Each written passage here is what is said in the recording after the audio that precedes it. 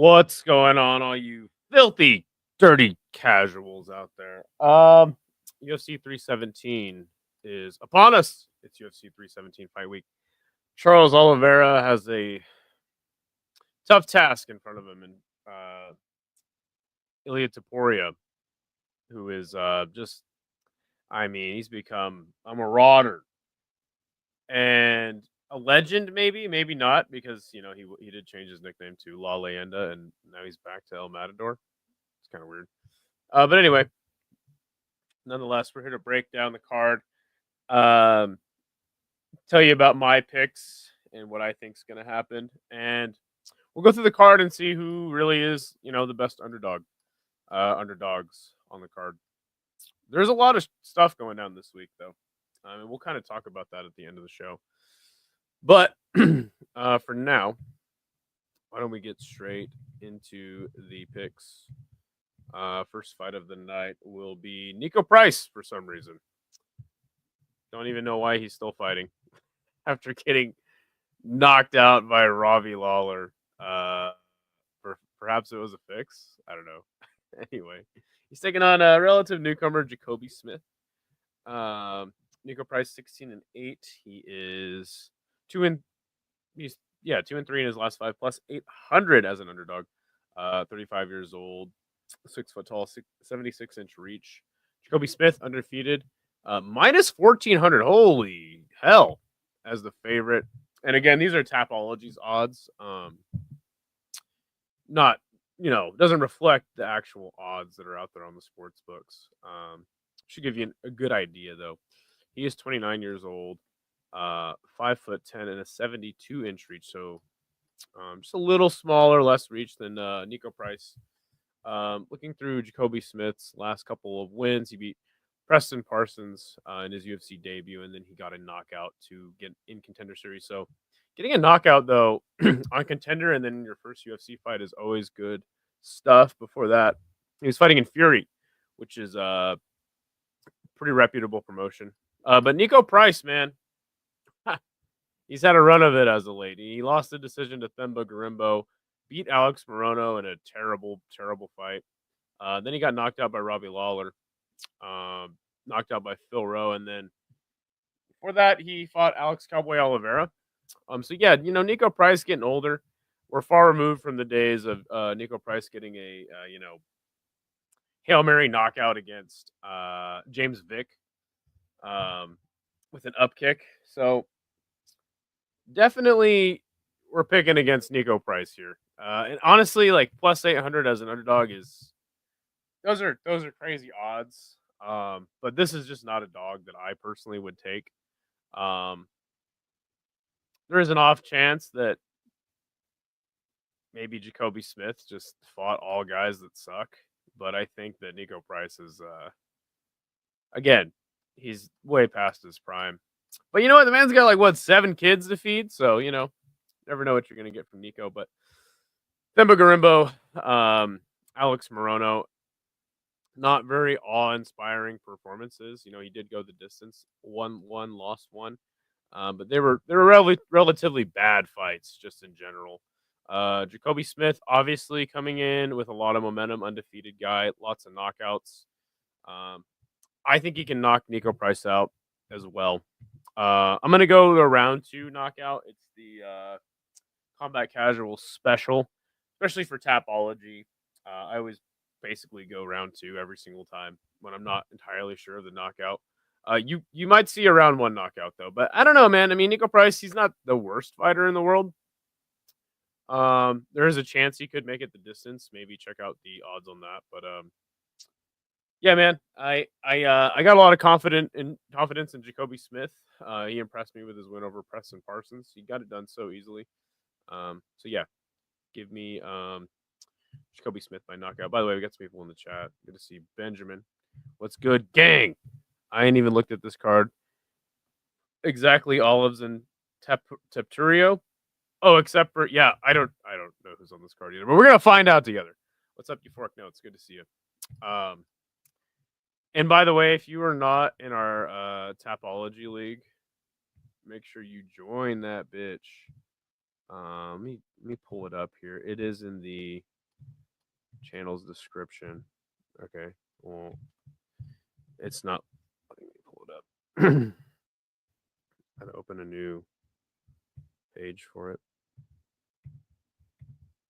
Yeah, so this is the. Oh, we got somebody new trying to join. CB Delivery. I don't know who the hell that is, but welcome in the Topology League, guys. Please let me know your username because I'm trying to make sure that whoever wins the Topology League every week is noted, and then at the end of the year, I'm going to pay the person with the most wins $100. So if you want to claim your $100, if you are the winner, like let me know. I'll pay it to you. I just got to know who you are. So anyway, back to the picks. We have Yanata Denise versus Alvin Guzzi Hines. That's right. Denise is 8-1. He is 4-1 in his last 5. Minus 215 is the favorite. 34 years old, 6'4", 79 and a half inch reach. Taking on Guzzi, Alvin Guzzi Hines. He's 7-0, plus 165. 33 years old, 6'2" and a 74 inch reach. So, Yanata Denise obviously lost via TKO to Marcin Tybura. Before that, he was on a really good win streak, though. And I mean, shit, he was undefeated. Taking out guys like Austin Lane and Carl Williams. But listen, Alvin Hines, man. Fucking Guzzi, dude. Late start to his career. Just one of the most exciting guys you've seen on the regional scene as far as heavyweights go. Getting it done by finish in his last 4 fights. Longtime LFA guy. By the way, our community is really tied into this guy. You got good interviews with City Life Project and Jay from Rush Hour. So please be sure to check out those interviews if you're interested. Guzzi, man. I'm so happy that he's getting his shot in the big league. He does have a bit of a cardio issue when the fight goes long. Not to say that this will affect him necessarily against Yanata Denise. I don't think Denise has the best gas tank himself. But taking all bias out of the fight, I think it's going to be an explosive first round, and it could get hectic. I think either man could win in that first round, but I think as the fight goes a little longer, I think you'll see Alvin Guzzi Hines exploit the glaring deficiency that Denise has on the ground. He is able to get up from takedowns. We saw that in the Carl Williams fight. But a guy like Marcin Tybura that was more experienced on the ground was able to finish off Yanata Denise with relative ease. I do think that the best bet for Guzzi Hines to win this fight will be a submission. And I'm going to actually pick him by sub. I'm going to pick him by sub in the second round. Again, another one of those low-key cop-outs where I don't exactly know the round that's going to take place in, but I'm giving it to Guzzi. I think he can get the sub here in the second round. Let's go, Guzzi. I'm gonna root for him regardless, but that doesn't mean listen, Guzzi's up against it here. You can see he's the dog. I think he is good. He's a good dog. So yeah, I'm gonna go Guzzi. But just keep in mind my pick is a little biased because I am rooting for him, big time. Dang, I still need to get into the Tap League. I will drop a link right now for anybody that wants to join the Topology League. Again, just please let me know the name, the alias that you're going under in there. What is up, Ron? Good to see you. I don't use Topology. No worries. You leaving for Australia today? Tomorrow night. How do it be?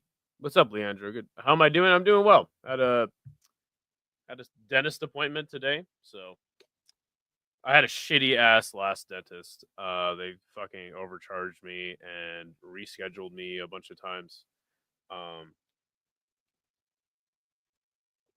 So happy to have a new dentist, and she's pretty good looking too. So, God, what is Leandro saying? Wow, some Bible verses. going on for Denise. Interesting. Good to see Leandro. Denise looked like shit his last fight. Yeah, he did. Switcher mail? What? Anyway. So yeah, guys, Goozy. Goozy.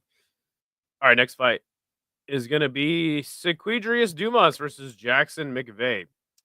Sequidrius Dumas is 3-2, 10-3 overall, minus 150 as the slight favorite. 29, 6'2", 79-inch reach.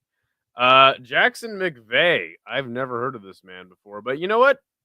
Look at it. Another guy just getting done on the regional scene. LFA, Shamrock FC plus 125 as the underdog. He is undefeated out of St. Louis, Missouri. The Lou. He's 26 years old, 6'4", and a 77-inch reach. So, what can be said about Sequidrius Dumas that hasn't already been said about him? Right, the man's a multiple-time convicted criminal. I have no idea how he's even fighting in the UFC anymore. UFC doesn't care if you're a criminal, I guess. But let's take a look at his record a little unbiasedly, shall we? He beat Cody Brundage almost 2 years ago. Got a win over Abu Azaitar. Remember the Potato Brothers? He got knocked out by Ruzabayev, beat Talulin, and then got knocked out by Oleg Sekchik just 2 months ago. Which, if you know anything about my picks and my strategy, I think that returning after getting knocked out in less than 6 months is always a bad idea. Honestly, I don't know enough about Jackson McVeigh to really make a confident pick either way. But I'm just going to pick Jackson because I think that, I think Dumas, I'll pick him by, you know what? Dumas does fight pretty recklessly. I'm going to pick McVeigh by decision. But really, in all reality, Dumas has a lot hanging over his head, lots of legal cases. He's probably used to being in that position constantly. So I really don't know I don't know if you can make a adjudication that like this will be, it's going to affect his performance. But I'm just kind of more hopefully. I'm just being hopeful. I'm like, I hate this guy, and he's not good, and he's a piece of shit. Shouldn't be in the UFC. So I just kind of want to see him get his ass whooped really bad. I think that would be a fun time. It's kind of like Dana White when he was talking about the guys in the Tough House, and he was like, "I know you don't like these guys, and we can't kick them off the show." He's like, "You got to win. You got to beat them. You got to beat them off." I hope that Jackson McVeigh beats off the Sequidrius Dumas.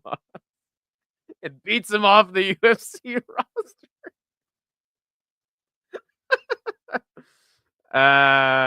Good stuff. Boot Gang, yeah. You know what's weird about Boot Gang is he turned his life over and now he's like preaching. Like this guy, really? I think he's the worst fighter on the roster. He could be. And Cody Brundage is still on the roster though. Dumas sucks. Yeah. Yeah, but I don't know who the guy he's fighting is. So I'm just gonna pick the safe route and pick McVeigh by decision. Yeah, I don't know if he's the worst guy on the roster. What's up, Dirty Hippo? Good to see him. I won 2 awards for one of my tattoos at the convention this weekend. Took 3rd place in small, medium, color, any style, and 3rd. Hey, let's all give our good friend Hippo a round of applause, shall we?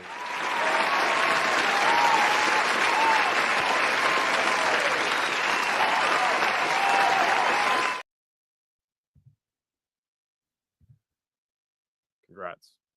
Glad to see you in the chat, man. Sounds like the tattoos were good and you're happy with them. So that's important.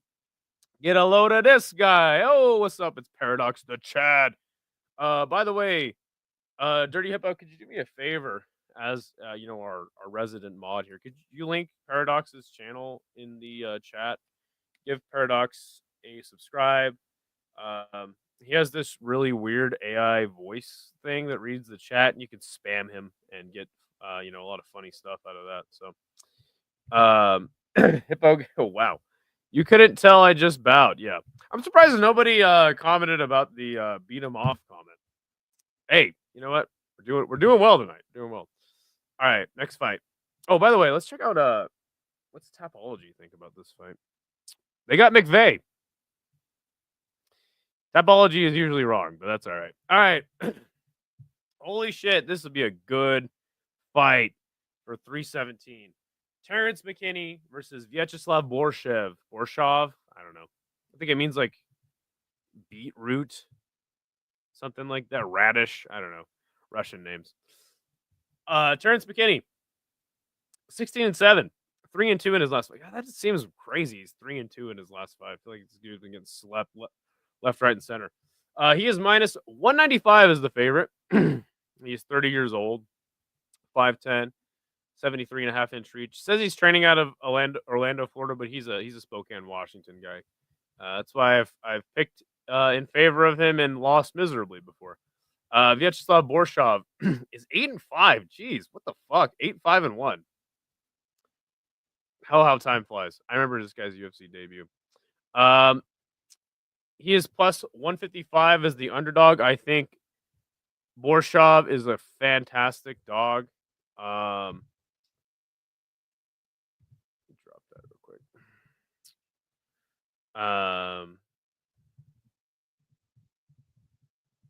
Great dog here. And I'm on mobile right now. You can just click on his channel and copy the link. That's all right though. I can do it later. 5'11", 69-inch reach, training with Team Alpha Male, but somehow his wrestling is not improved. This is a banger fight. Terrence McKinney, win, lose, or draw is just must-see TV because when he gets knocked out spectacularly. When he gets a finish, it's spectacular. Let's take a look at his last 5 fights, shall we? He knocked out Damir Hadzovic, got murdered by Estevan Ribovic, knocked out Brandon Moreau, KO'd Mike Breeden, and then he got subbed by Nazim Sadikov.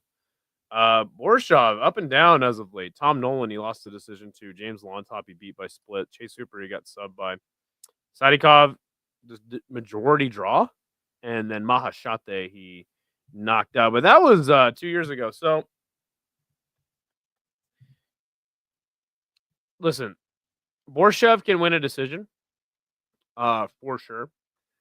And I also think past the second round, I think Borshov has a better chance. Terrence McKinney will go for the finish in the first round. I think that he just has no other way to fight other than just full blown, just kill or be killed.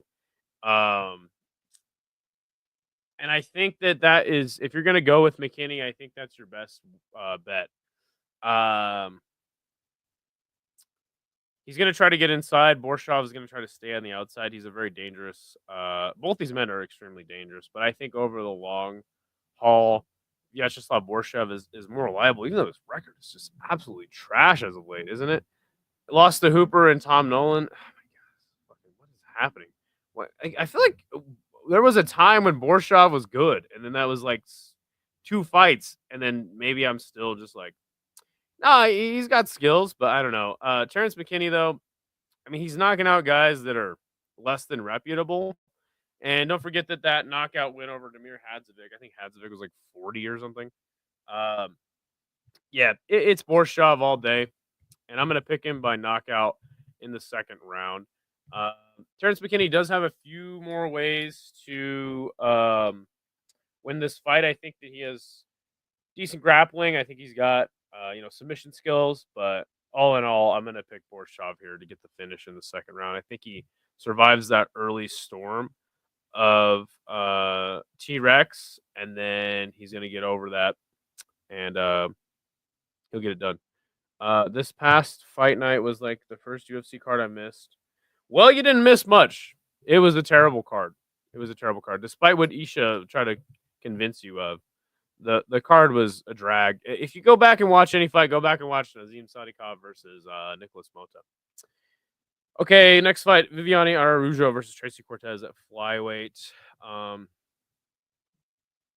Araújo, 13-6, 2-3 in her last 5, plus 185 is the underdog. 38 years old, 5'4", 68-inch reach. Tracy Cortez, 11-2, 4-1 in her last 5, minus 230 as the favorite, 31, 5'5", 65.5-inch reach. Araujo getting up there in age, been in the UFC a long time. She's fought pretty much everybody in this division, man. Jeez, like literally everybody. Losing to Grasso, Hebos, Silva, those are women, in the top 10.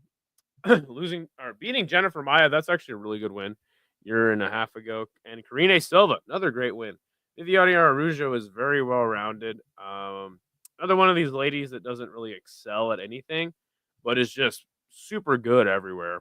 Super good is probably a exaggeration. But Tracy Cortez, I mean, I think she kind of got exposed by Rose Namajunas. Not saying she got fraud checked, but like she didn't have anything for Rose, and Rose is top of the heap in this division. But I think a lot of people are. I feel like she'd be a bigger favorite if she didn't have that. Just kind of outclassing against Rose. Before that, she does have a win over Jazzy J. Melissa Gatto, Justine Kish. That's funny. But yeah, I mean, look at this. Like, not super consistent with the fights, right? And she's more active as of late. I think that's going to play to her favor. Tracy Cortez, you got to give her some credit. Like, people like her probably because she's not the ugliest woman on the roster. And she does fight pretty fun. She's got some skills. Overall, I think that Tracy Cortez is just going to be a lot faster, more spry. But Araujo we could see a scenario where Araujo just kind of out grapples Tracy. But I think she can hold her own, and I think she's definitely got the striking advantage. I am going to pick Tracy Cortez here by decision. I really don't think that. I don't really see a path to victory for Araujo, honestly. Like, I know I just said she could out grapple her, but I mean, I think that's pretty unlikely. All right, cool. Sounds good. Euphoric notes. We'll get you in there, my friend. Tracy Cortez, WMMA skip. During the tattoo convention, I kept putting it on for a few minutes because I wanted to catch the co-main and main, but ended up missing them anyway and rewatched them today. Oh, okay, cool. Yeah. Very forgettable card. Araujo she robbed Silva. Oh, well, there you go. He got dominated, and like I said, he would. He's not technically good enough for a guy like Roundtree or Poeton. All he has, yeah, he got clowned. What style of work? Oh yeah. You can send in the tattoo too if you want on Discord. I'll show it on stream. Next fight. Hyder Emil versus Jose Delgado at 145. Hyder Emil undefeated, man, and he is plus 125 as the fucking underdog. How is this guy an underdog in like every fight he has? It's probably because he's 35 years old as a featherweight. But fuck, man, this guy, he's so good. 5'9", 70-inch reach. Jose Delgado 9-1, minus 155 is the favorite. 27, 5'11", and 73-inch reach. Trading with MMA Lab, which is a great gym down there in Arizona. Hyder Emil, he has win over Gomez 3 months ago. Zhang Yong Lee, Fernie Garcia, and then got in the UFC off a win over Emra. I don't know who the fuck that is. He got a decision win on Contender Series. And before that, he was fighting in LFA. Delgado knocking out Connor Matthews, and then getting in the UFC with a knockout on Contender. And then he fought in these guys making the tour of regional promotions. But look at this. All 5 of his last fights have come via finish. Jose Delgado really impressed me in the Connor Matthews performance because I actually had faded Delgado. And Delgado is just another one of these young cats that's coming up. It's good everywhere. He's going to have a size advantage over Hyder Emil. And Hyder Emil, though he does have some knockouts thus far in the UFC, I think that his opponents were relatively overmatched. And he surprised us with his grit. Again, he's going to have a reach disadvantage here, but he does have quite a bit of power. I think Delgado just has more. And I think he has more dangerous tools. much more dangerous offense. But man, Hyder Emil is fucking good, man. He's damn good, and this is gonna be a banger of a fight. I don't know, man. I think Hyder Emil could be the guy to end Delgado's knockout streak. At the same time, I feel like these guys are gonna go for it, and whoever wins gets a knockout.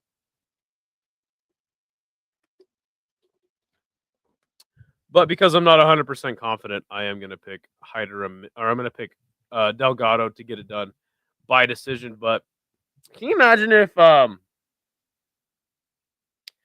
Hyder Emil wins this, and then we're just sitting here going, well, "What the fuck do we do with this guy?" Because like he's 35, he keeps beating these prospects.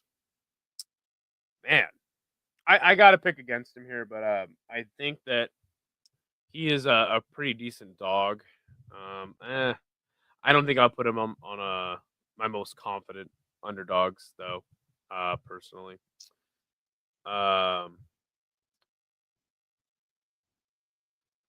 Most of my work is neo-traditional or Japanese. Okay. Hyder is good. Yeah, he is. Let's go. Delgado. All right, so Ron is back in Delgado as well. All right. Jack Hermanson versus RoboCop. Middleweight.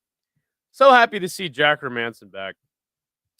The Joker is 24-8. Win-loss, win-loss, win-loss. Plus 155 is the underdog. 37, 6'1", 77.5-inch reach. Hobocop, 16-6, 2-3 in his last 5. Was on a 3-fight winning streak before he got knocked out by Cannoneer just 4 months ago.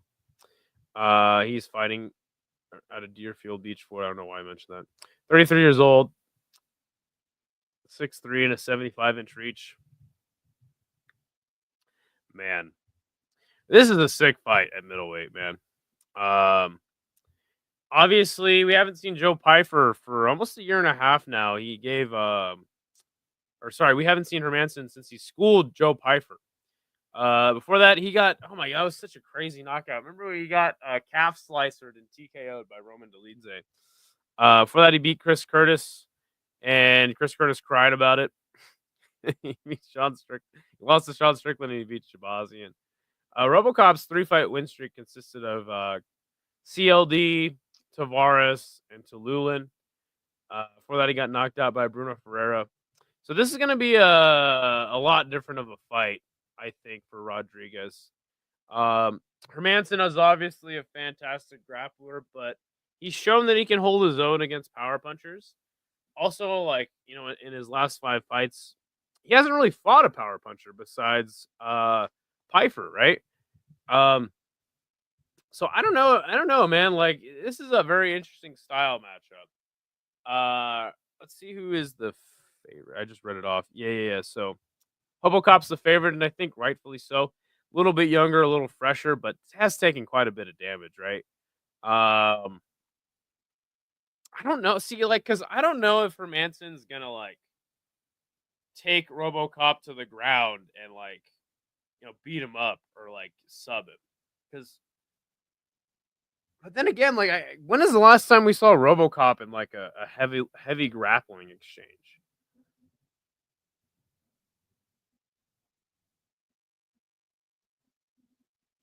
I like Hermanson a lot, but I think Hobocop's the more fun guy. Hermanson ain't getting any younger, man. He's 37 now. It's a tough one for me.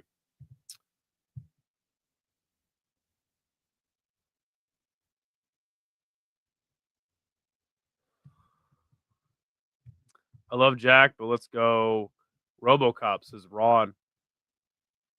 Split decision. Bet the draw, baby. What up? What up, Scott? Good to see Scott Young in the house. Dude, this is gonna be a tough one, man. If you're gonna go finish, I think you got to go RoboCop. But I think the fight goes to decision, and I'm gonna pick Jack Hermanson. I do think there is a world where I think that RoboCop's best bet is to finish Hermanson. Now, this is a 3-rounder. Hermanson, I think he could implement a very similar game plan to the one he implemented against Joe Pyfer, but at the same time, Joe Pyfer, we found out that he only has a right hand. RoboCop has a lot more than a right hand. Um, I'm not very confident in Hermanson, but I am gonna pick him. I am gonna pick him. Though I do like both these guys. Um, hmm, damn, dude, I might have to fade Hermanson.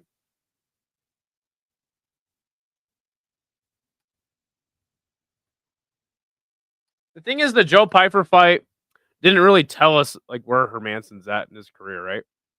Because he kind of just stayed away from him. He didn't even break a sweat beating Hermanson. Beating Pyfer was just such an easy win for him. And then again, before that was that TKO loss to Delidze. I don't think you're going to see any long, drawn out grappling scenarios. Also, getting caught in a calf slicer, like if Hermanson and Delidze fought 10 times, like Hermanson's getting at least 4 of those, you know? Dude, this is a tough fight for me to pick. Man, I don't know why I'm dwelling on it so hard.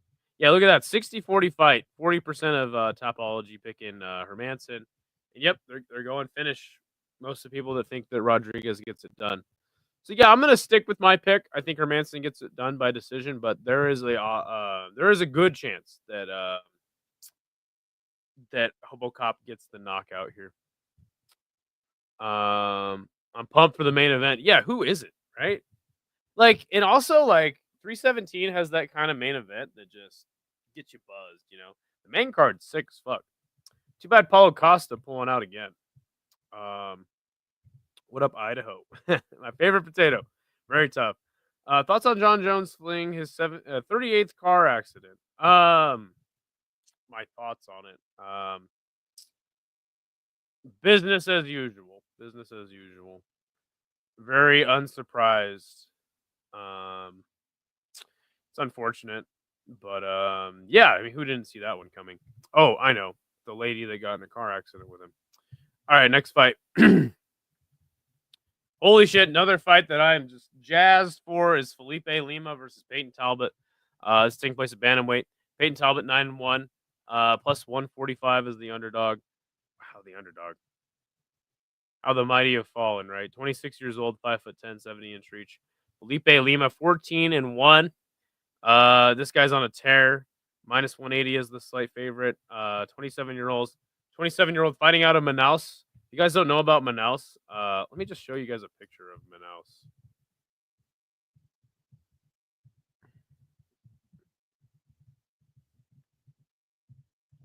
Check this out. If you guys have never seen this, this is crazy.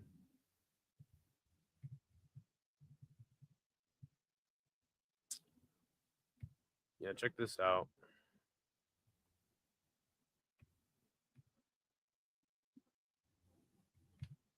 Oh, come on.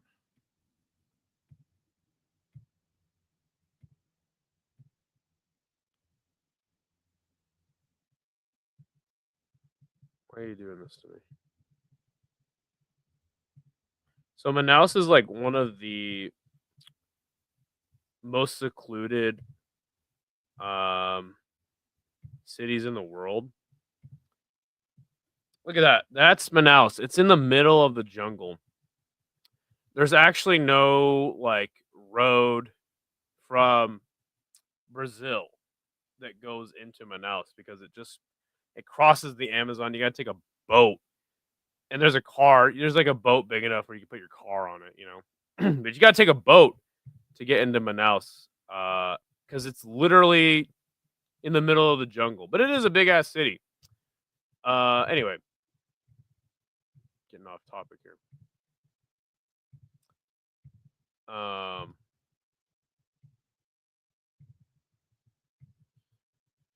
So yeah, he's 27, 5'6", 68-inch reach. Felipe Lima kind of shocked us. I feel like with his win over Naimov. And then he got a dub over Miles Johns. Looked pretty good in that one. Got it done. Um, Obviously, Peyton Talbot was on a tear, looking like that dude. Um, then he lost to Barcelos, and I think a lot of his hype's fallen off, and now people are calling him gay, which is not wrong, but a lot of people have just soured on Peyton Talbot so fast. I think Peyton Talbot's still a very skilled fighter. Um, Super tall for the division, right? 5'10". He can sub you, he can knock you out. Um, I think that Barcelos just kind of outvetted him. I think this is gonna be a great fight, but honestly, like Felipe Lima just looks so good right now. There's no way I could pick against him. I'm gonna pick Felipe Lima here by decision. I think Peyton Talbot has a lot of gas left in the tank. I love this bantamweight prospect heat check, and I think that Felipe Lima gets this one done just because this guy's so good everywhere, and I think that he's going to be a big problem. Bad style matchup for Peyton Talbot. But one thing we haven't really seen from him is like crazy knockout power, and I think that at this point, Peyton Talbot has a lot more dangerous tools. Oh God, what am I doing? And he could he could catch him with something, right? He's got the puncher's chance in this one. So yeah, give me Felipe Lima to win by decision. I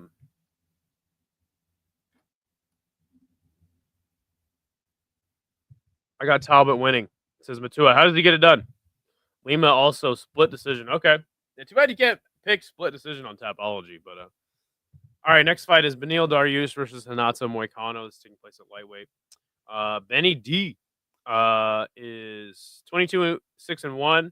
He is 3-2 in his last 5. 36 now, 5'10" and 72-inch reach. Renato Moicano 20-6, 4-1 in his last 5, minus 150 as the favorite. 36 years old, 5'11", and a 72-inch reach. So obviously Moicano was cruising through the rankings. He schooled Benoit Saint Denis on the ground, and then he got darsed by Islam on short notice because Sarukian pulled out. Beneil Dariush, man, I mean,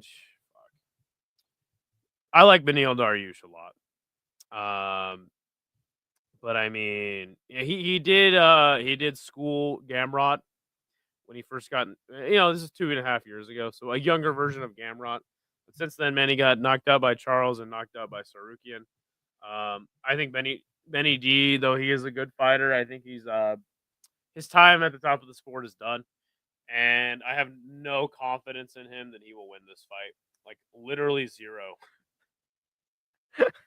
And I know that's harsh, because again, Benny D is one of my favorite fighters. Not favorite fighters, but you know what? He's one of the good guys in MMA, right? Like you never hear him like doing anything weird. He's always super respectful. Just a solid dude, like a dude you'd have a beer with, that isn't out there saying outlandish shit. He's just a solid fucking nice guy. But yeah, man, I think his time at the top of the sport has been done. And I think Moicano beats him. The question is, how does he do it? Because, Beneil Dariush still has great defensive grappling, offensive grappling too. I don't think that there'll be a contest in the striking, though. I think Beneil Dariush, a saving grace for him is that he has a more conventional style of stand-up fighting. Moicano, a little bit more of the Muay Thai style, right? But good elbows, but on the feet, I don't think he's that much of a threat. It's just when he takes you down, he is one of the best examples of how you should implement ground and pound in MMA right now. Get you into that mount like you did Saint Denis and just fucked him up, bloodied him, and just stopped him bad. I think you'll see it. I really do think you'll see a scenario like that over the course of the fight. I'm going to pick Moicano by 3rd round knockout.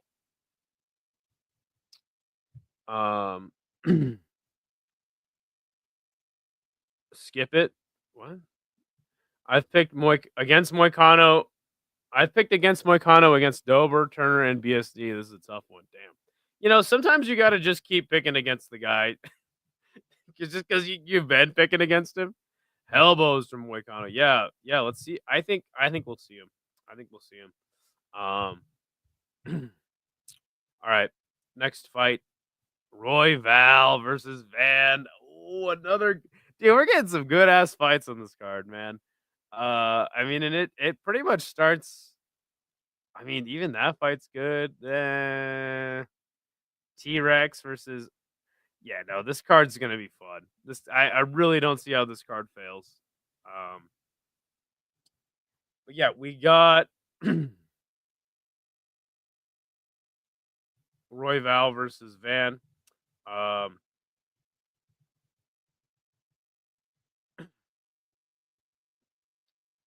Brandon Royval is 17-7. He's 4-1 in his last five. Minus, so this is basically a pick 'em here. He's 32 years old, 5'9", 70-inch reach, training out of Factory X Muay Thai. Van, 14-2, 4-1 in his last five. 23 years old, 5'5", and 65-inch reach. Obviously, Joshua Van hit a little stumble just about a year ago, getting knocked out by Charles Johnson. But since then, he's rifled off 4 wins. Last beating Bruno Silva 2 weeks ago, and that was a fight that I kind of thought would be a harder style matchup for him because I felt like he's kind of a slow starter, and Bruno Silva is a fast starter. But man, he handled that so well, and it just goes to show you that though Joshua Van's 23, and they always say he's a little outsized for the division. Um, he is just improving a fight over fight, right? Um, on the other hand, you got Roy Val. Um, his last loss coming a year and a half ago to the champ Pantoja. Since then, he won two split decision wins. I don't remember Tetsuro Taira being a competitive fight though, honestly. But that Moreno fight obviously was competitive in Mexico City. It was kind of a strange decision. Really, it was like a case of volume versus the hard strikes that Moreno had attempted. Right. Before that, he knocked out Nicolau and he subbed Schnell. Now, I love my guy Brandon Royval. You're the raw dog. This is a big step up in competition as well for Joshua Van. Make no mistake about it. Royval has been at the top of this division for quite some time now, and really the only reason he hasn't gotten a title shot sooner is because the champ has wins over like fucking everybody in the top 10. Damn near. The issue with fighting Brandon Royval is he is relentless in his volume, in his takedown attempts, in his trips, and then when he is on the ground, let's say you get up, this guy scrambles like a son of a bitch. Um, One of the most exciting flyweights I think to watch grapple is Brandon Royval. Um, he does have an up and coming killer though in Joshua Van on his hands. And again, seeing what Joshua Van was able to do against Bruno Silva, who I thought would implement a game plan that would kind of give Van problems, I think he passed that test with flying colors, obviously knocking out Bruno Silva. I don't see Royval getting finished in this fight. And for that reason, I think I got to pick him. Again, this is a huge step up in competition. This is a pick 'em for a reason. And I think it's going to be a little too much too early for Joshua Van. But credit to him for keeping this fight alive and keeping Royval on the card. You know what I'm saying? Stepping in short notice to take on Royval. Who was it supposed to be? Was it supposed to be Moreno again? And then Van just kind of stepped in. I gotta pick Royval here. Honestly, you might even go Royval by sub. Hmm. I think I'm gonna go Royval by sub in the second round, but I listen. I don't think that Van has no hope here. I think that there is a possibility he could stuff the takedowns, keep this on the feet, and have a hard fought win over Royval. But I have a lot of confidence in Brandon Royval. I think the decision is more likely. I probably actually will switch my pick to Royval by decision. But I do think that there's probably a decent prop out there for Royval by sub. And I think that that is a very likely way that he does get it done. Because again, I just think that this is just too much too early for Joshua Van, who again is looking great coming up on a great win streak. But I don't see I don't see Van getting this one done. Mm. Thank you, not the Amro. He says it was actually Cop. Thank you. I appreciate that. I think it's gonna stay on the feet. Good 8 out of 10 card coming. Van wins. Give him a title. He's 23, dog. Like I don't know. Let's and then listen. I don't want people to go. Oh, Van's gonna fucking knock Royval out. Royval sucks. And then when Royval loses, uh, or sorry, when Van loses, don't come crying to me that he got fucking fraud checked. Okay, this is a great spot for him because if he does lose, it really doesn't hurt him at all. He's saving Royval, keeping this fight alive on the card. Royval's a doo-doo head. Damn. True Matua. I hope Van doesn't get totaled. He already has one crash on the car. Facts, but he's still a newer model. Yeah. That's a fantastic analogy. Royval by sub is wild. Why? Why is that wild? Dogs are barking, boys. What's up, Denal? Good to see you, man. Yeah, a lot of dogs won on that last card. Probably why I did so fucking terrible. Man, I do want to pick Royval by sub just to spite everybody. Honestly, I think I'm gonna do it. I'm just gonna do it. Fuck you guys. Royval by sub, second round. Let's go. Locked and loaded. Van has 10 years to get the title. Yeah, literally. He's got a long career ahead of him. And I think he's an up and coming he's got a lot of hype around him. So I'm very confident in his career. I just don't think this is the time for him to get a win over a top guy. And again, I don't want to see him get pushed too fast. I mean, I hope he's making a lot of money. I hope they give him a lot of money to take this fight on short notice.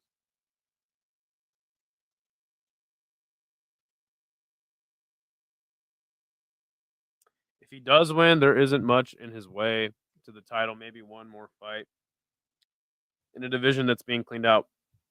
I 100% agree with you, Denial. I 100% agree with you. I'm willing to make a bet on that fight too. I'm willing to pull a Giuliano. Like, anyone want to make a bet with me on a Royval? I'll take it. All right. The co-main event, the penultimate fight of the card is Pantoja versus Kai Kara France. Pantoja 29-5 on a sick win streak. Minus 270 as the favorite. He's 35 years old, 5'5", and a 68-inch reach. Kai Kara France 25-11. He is 3-2 in his last 5, plus 210 as the underdog. 32 years old, 5'4", 69-inch reach. Kai Kara France obviously getting this title shot off of one fight. He has won one fight in his last 3 fights to get this title shot. And that was over Steve Erceg, who did give Pantoja the toughest fight we've seen so far. Yeah, this is 10 months ago. Jesus Christ. Listen, Kai Kara France is a puncher's chance. That's it. Pantoja, another one of those guys, is just relentless. This guy's a fucking zombie. He gets hit. He just keeps moving forward. If you go Kai Kara France, pick him by knockout. I would say before like under 2.5. That might be a good bet for you. That would be the bet to go with, I think, in general in this fight. But Pantoja's gonna wear him down. I think he's gonna even break him. Probably by the 4th round. I'll go KO or sub. I don't know what's more likely. I'll probably go sub 4th round for Pantoja. I really don't think that Kai Kara France has much a chance in this fight outside of landing a big punch. Even then, I don't think that Pantoja's chin is like compromised in any way. So he could hurt Pantoja, and I think that if he does, he'll deal with it good. Yeah, and this is an easy pick for me. I think by the 4th round, again, Pantoja just kind of wears him down. Not much of a finisher, I do understand that, but we're talking about really just nobody else for him to fight, and Manel Kopp can't get his shit together. So that's why he's fighting fucking Kai Kara France, who they probably have moved him up in the rankings since. But I mean, seriously, let's just take a look real quick at the rankings.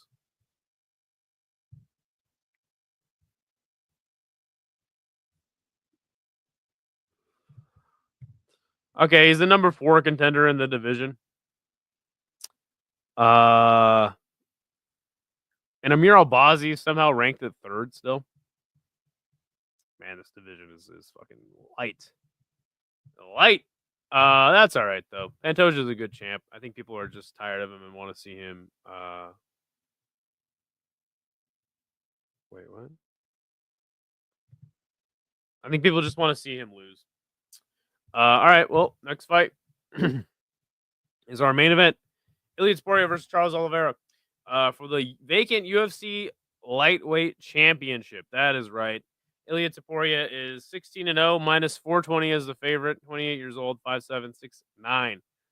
Charles Oliveira, 35-10. Win-loss, win-loss, win-loss. Plus 320 as the underdog. Former champion, 35 years old, 5'10", and a 74-inch reach. Listen, guys, I hate to tell you, Charles Oliveira dick riders out there, and you probably already know this, but Ilia Topuria is going to splatter Charles Oliveira. Now Charles is very dangerous. He has offense literally everywhere, like on the cage, in guard, like on top of you, like this Charles Oliveira. God damn, and he has so many fucking finishes, and specifically by submission. Dude, Charles is he's very fun, but he is not in his prime. Also, the reason why I'm very confident that Ilia just literally splatters Charles is because, unlike Justin Gaethje and Dustin Poirier, when they dropped Charles, Charles went right to his back, and they didn't want to go in his guard and keep punching him. And you saw when they did play jiu-jitsu with him, they got their back taken. So yeah, Charles is gonna splatter this poor fuck. Or sorry, Ilia's gonna splatter poor Charles. All the Charles fans are gonna cry themselves to sleep that night. But we'll get a new champion at 55, and it'll be Topuria, a guy who's extremely marketable. And one of the most interesting up and coming stars that the UFC has. Why isn't this card in Spain? Is my question. Makes no fucking sense. They just did a fucking card in Azerbaijan, that shithole country that's literally invading Armenia as we speak. So yeah, but we can't go to Spain. Can't go to Spain. You know why? Because the stadium's too big. I don't want to sell at a stadium. Yeah, whatever. It's fucking stupid. Pantoja, you thought this Japanese was my belt? Hey, what's up? Useless. What's up, bro? What do you think of the over 1.5 main event or under 1.5? Which one would you take? Oh my god. Is there a prop for exactly 1.5 minutes? Oh. Yeah. 1.5. Ooh, the over's got to be way better. Dude, those odds on the over are going to be great. They offered Ilia to do it in Spain. He turned. I don't even believe that. I don't even care if Ilia said directly that quote, but I don't believe it. Ilia said if you were to fight in Spain, it would be at 4 a.m. in Spain for the American. Yeah. Okay, that's why. All right. He would totally do that. They would totally be like, oh, it's got to be at fucking the worst time ever in Spain. Yeah, okay. I see. That's so stupid, dude. They should do it at a good time in Spain. This is God, fucking UFC is so stupid, man. I mean, they did it at 10 a.m. in fucking Azerbaijan. Anyway, there's my rant of the day. Yeah, Charles is gonna splatter. Or sorry, Charles is gonna get splattered. Poirier will be doing the splattering, and I don't even think this fight makes it past the 3rd round. I don't even. Yeah, I don't think it makes it past the 3rd round. I'm gonna go round 2 knockout for Ilia Topuria. He's gonna absolutely obliterate Charles Oliveira, and it's gonna be funny. and I'm gonna laugh because I've been saying it for a long time. Like Charles is not in his prime. He's on the downslide, and Charles Oliveira dick suckers just keep trying to tell me that Charles, the champion, has a name, Charles Oliveira. Again, he's very fun, but it's just like, dude, he's really not. He's very dangerous, but when he's going up against a guy that's willing to grapple with him, uh, he loses. Plain and simple. I know that he had Armin in that Darce, and that was very exciting. Um, but yeah, Charles is getting splattered. Sorry, guys. But yeah, that's the UFC card. Let's quickly go through really what else is going on, and I'll kind of tell you guys my streaming schedule for the rest of the week. We read some comments. I'd like an apology. I would like to apologize to Not Ambro for absolutely nothing. Exactly how can you fight at 4 a.m.? Apologize to Spain has a 20-hour work week. They can watch fights at 4 a.m. Yeah, but they shouldn't. They should do Ilia solid and it's just really stupid. Also, how come they haven't done an event in South Africa yet, but they're gonna go to fucking Azerbaijan? Like, it's just stupid. All right. So, oh god, let me save my picks really quick. Let me know your guys' picks. Join the Topology group. I'll drop the link in the chat one more time. I would like to get as many people in there as possible. Just let me know if you're going under an alias because I'd like to pay you if you win the Topology League for the year. So, all right, let's check out the rest of the stuff happening this weekend, shall we?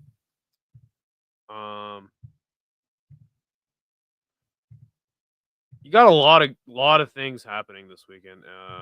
It's a good weekend for fights, man. Jeez.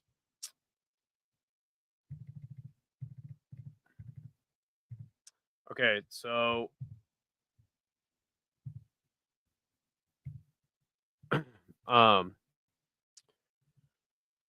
let's see. There's so much shit happening this weekend, man.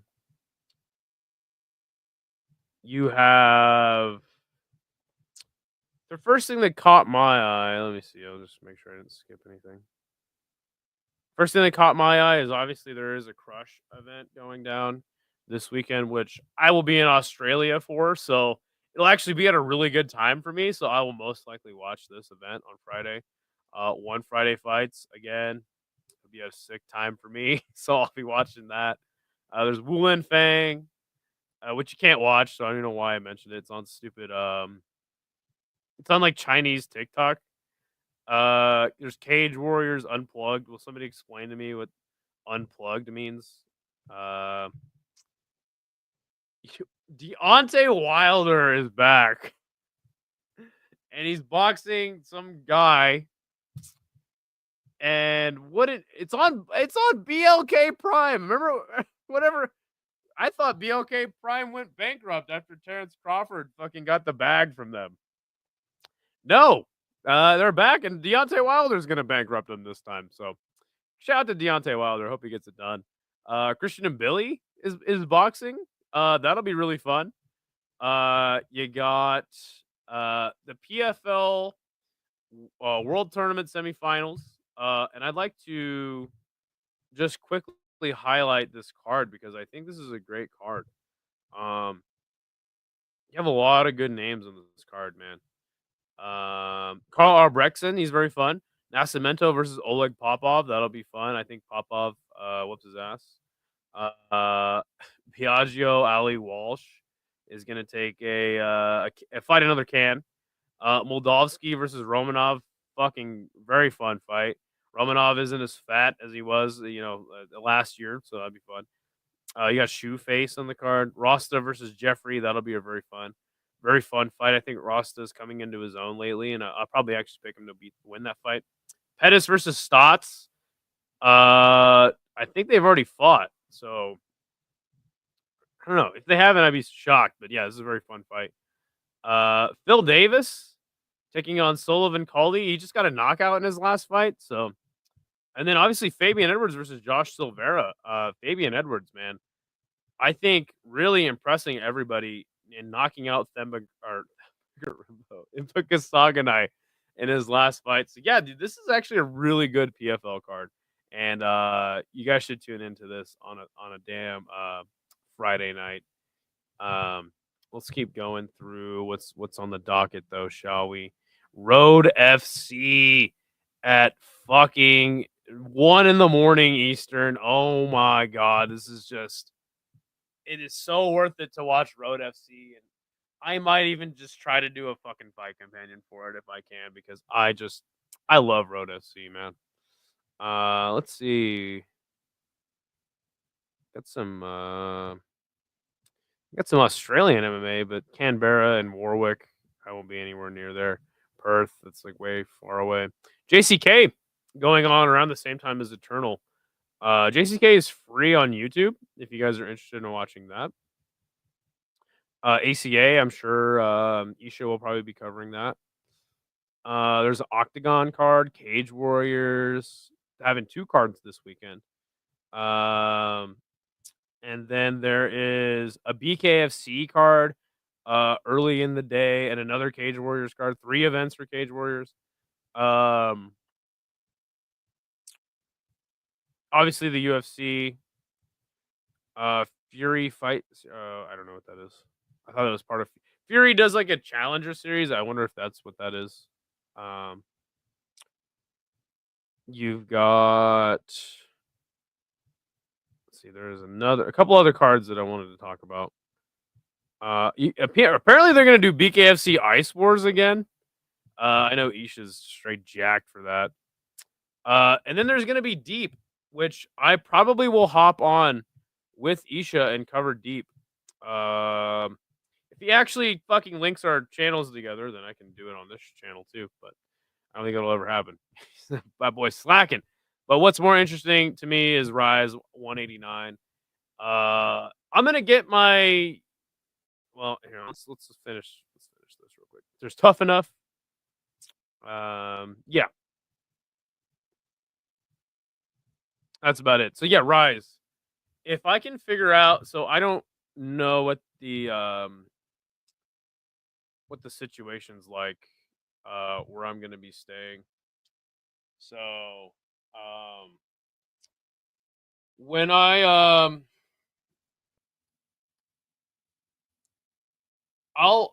give you guys an update, and I'll tell you like what if I'm able to do any fight companions. But I will be giving you guys a live chat. Again, I'm not that douchebag that's out in public that's like, look at me, I'm on the beach. But I'll try to. I gotta find a place where I can give you guys a live chat. Maybe I'll be linking up with Ben having some beers. Let's see. I missed a whole lot of comments. So damn, I gotta make picks. I'm gonna get way too invested in this. Who takes the better bag, Charles or Pantoja? Charles. But if you beat me, that doesn't mean you're better. Wait, are you saying that Easy, but just because you get more picks right doesn't mean you're better at predictions than me. fair argument.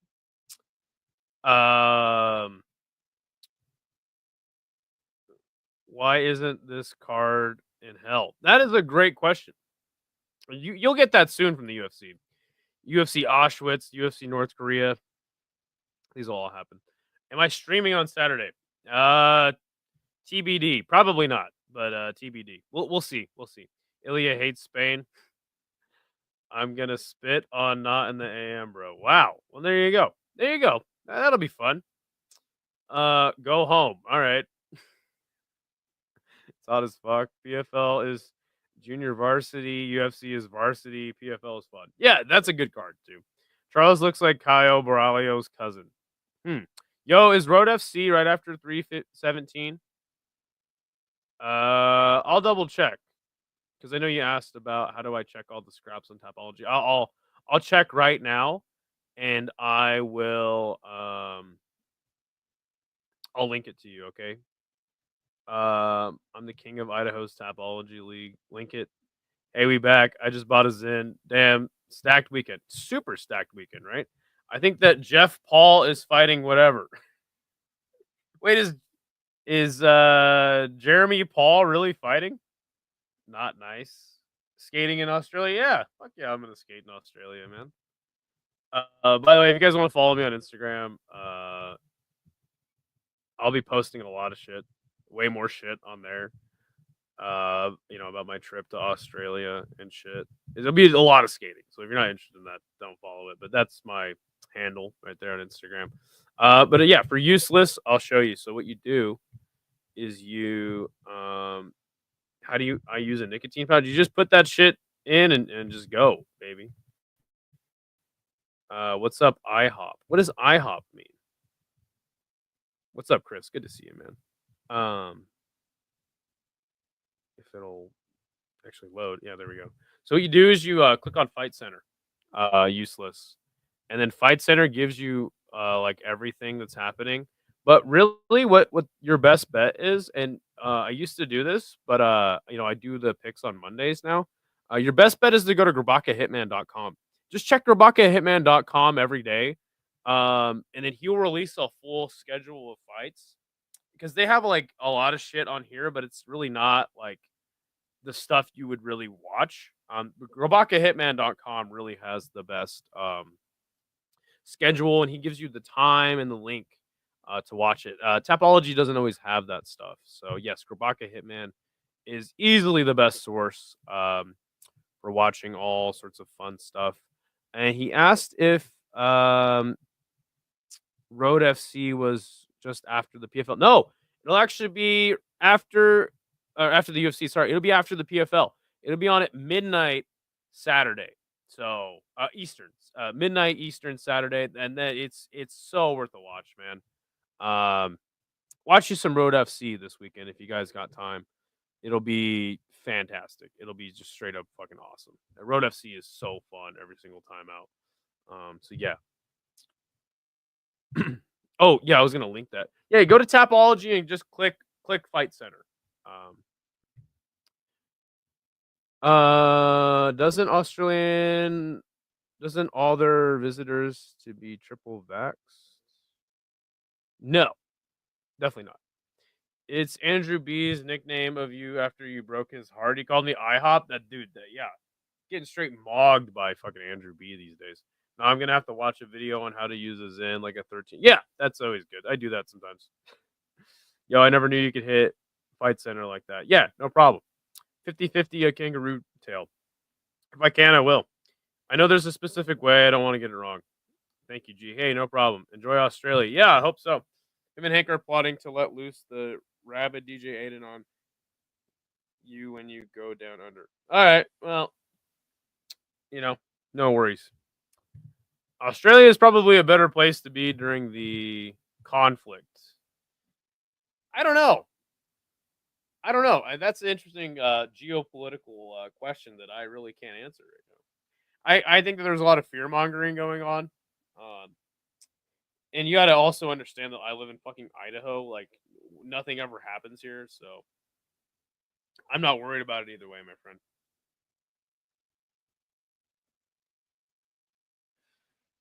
16-hour fucking flight tomorrow, man.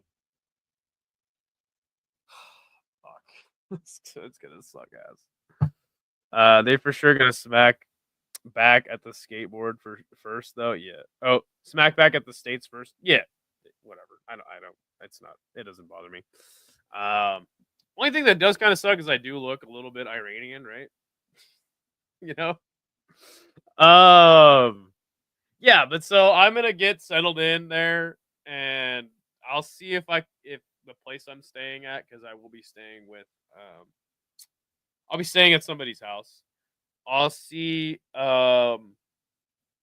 I even have a good place to stream, basically, and that'll kind of determine if I'll be able to do any fight companions or extra streams. But I will try to give you guys a live chat at the very least. We'll just talk about whatever you guys want to talk about. You know how the live streams go. You definitely look Middle Eastern. Yeah. When I got this beard going, straight look Middle Eastern. All right, guys, that's the show. Like and subscribe, all that fun stuff. I don't really have anything else to say. Thank you all for joining. I wanted to do an MMA nerd before I left, but I just didn't have the time. Also, No Chill is ducking Big Red. If you guys please will bombard No Chill with ducking Big Red allegations, we got to make this matchup happen someday. So yeah, you taking a vape, or is it illegal? I don't think I can take it, but disposable vapes are legal in Australia, just not the mods. So I should probably just use this opportunity as a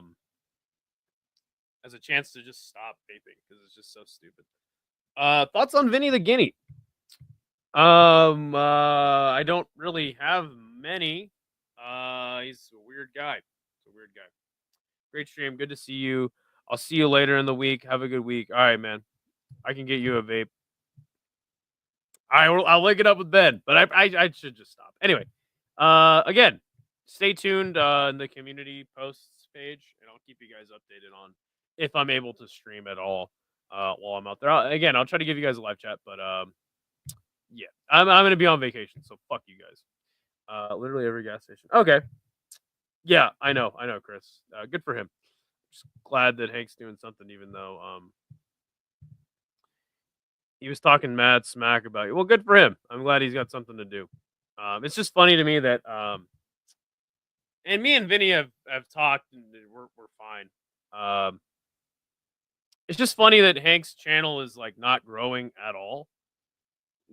And he's got literally 1.7K subscribers, and his channel hasn't grown in subscriber count, and his views are going down. It's very funny to me that would even be the case. But anyway, all right, I'm out. See you guys later. Peace.